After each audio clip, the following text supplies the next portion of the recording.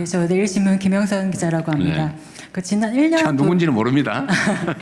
지난 1년을 돌아보면 주요 성과로 코스피 8천 돌파를 꼽지 않을 수가 없는데요. 그 자본시장 활성화나 아니면 한국 시장에 대한 재평가가 이루어진 거에 대해서 좋은 평가가 있었던 것 같습니다. 그 8천선 돌파에 대한 어떤 그 자본시장 활성화에 대한 어떤 평가 말씀이 듣고 싶고요. 또 생각보다 속도가 빠르게 올라가다 보니까 좀 골이 깊지 않을까에 대한 걱정도 많은 것 같은데 이에 대한 대통령 생각은 어떠신지 궁금합니다. 네. 지금 제가 들어오면서 보니까 8천이 깨졌더군요. 8천이 깨졌으니까 대폭락이 왔다고 누가 얘기할 수도 있는데 2,700에 비하면 엄청 올라온 거죠. 원래 뭐 주식 시장은 진폭이 좀 크긴 하지만 진동이 있기 마련이죠. 맨날 올 수만은 없고 맨날 내릴 수만도 없습니다. 적정한 가격 균형점을 찾아가는 과정이죠. 끊임없이. 상황은 변하니까요. 제가 주가지수 5천 얘기한 건 한 2, 3년 지난 다음 정도를 제가 기대를 하고 자신이 있었는데 이게 지금 6개월 만에 이렇게 돼버렸어요. 그거는 신뢰 때문인 것 같습니다.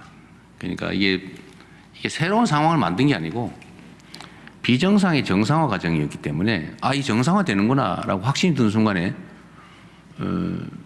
이걸 2, 3년 기다릴 이유가 없는 거죠. 정상을 찾아가는 마치 용수철처럼 우리나라 주식시장은 너무 과도하게 눌려 있었어요. 다 아는 것처럼 뭐 PBR이니 PER이니 이런 거 따질 것도 없이 자체는 이상하게 너무 낮았어요. 한 잘해봐야 60% 정도 평가밖에 못 받았다. 잘해봐야. 그 예를 들면 이게 비교를 해봐도 지정학적 불안정, 예를 들면 전쟁이나 이런 위험성, 외교 군사 안보적 영역의 불안정 때문이라면 대만을 설명할 수가 없죠. 사실 대만이나 이쪽보다 한반도가 더 군사 안보적 측면에서는 더 불안하지 않나요? 아니 뭐 얘기하면 우리가 북한을 막 어떻게 집적거리지 않은 한 좀 집적거려서 문제가 되긴 했죠. 예를 들면 경제 상황은 또 어떠냐? 참 비정상이었어요. 말이 안 되는 상황이었죠.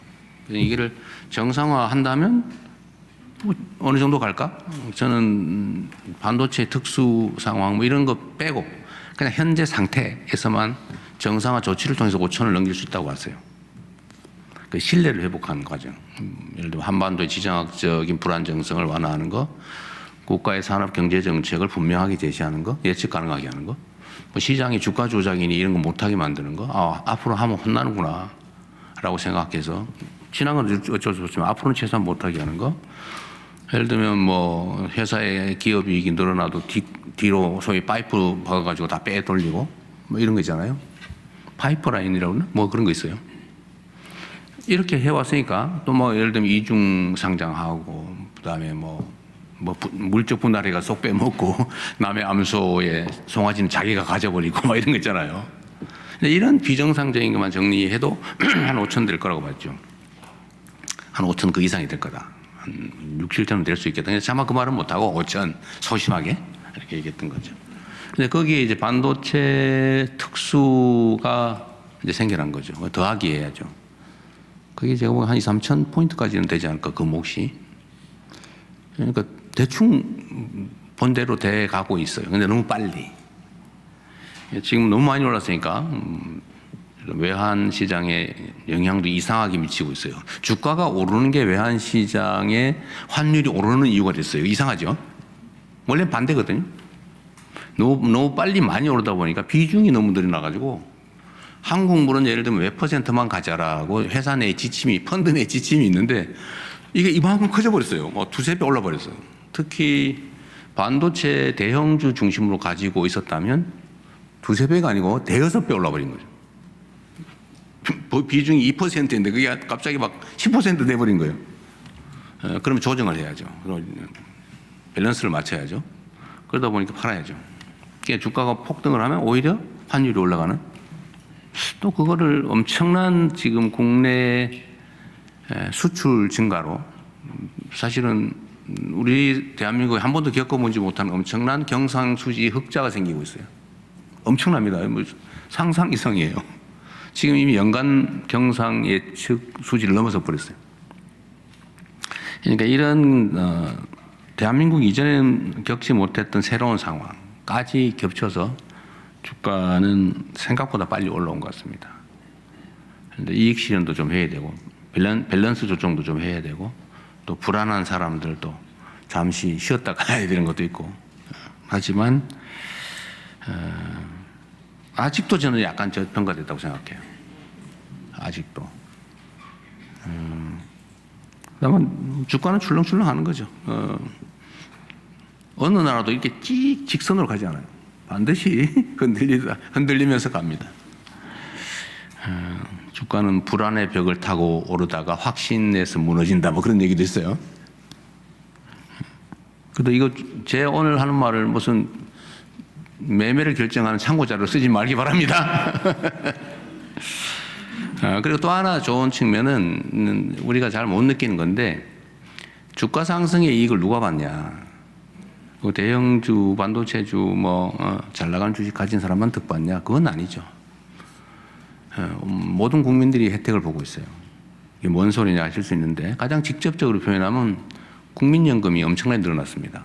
그래서 대충 계산해도 고관련도가 24년 늘어났다는 언론 보도도 있더군요. 그건 계산할 때마다 다 틀려요.